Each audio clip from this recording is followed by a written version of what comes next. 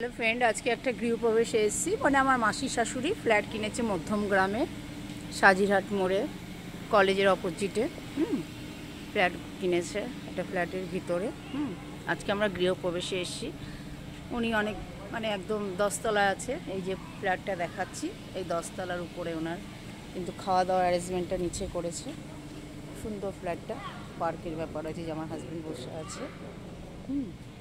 খুব সুন্দর, এখানে সবাই বিকেলবেলা করে বসতেও পারবে। সুন্দর জায়গাটা। তো এই যে সামনে দেখতে পাচ্ছেন ক্লাব হাউস।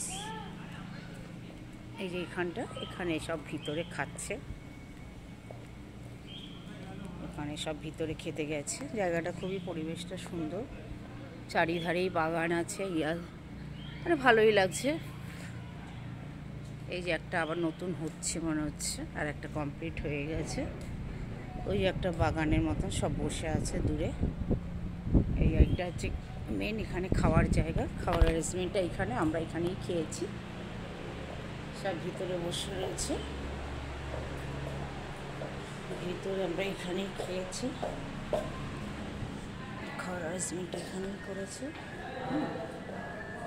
এটা সুন্দর, এখান থেকে ওটা বেরোনো যাচ্ছে জায়গা।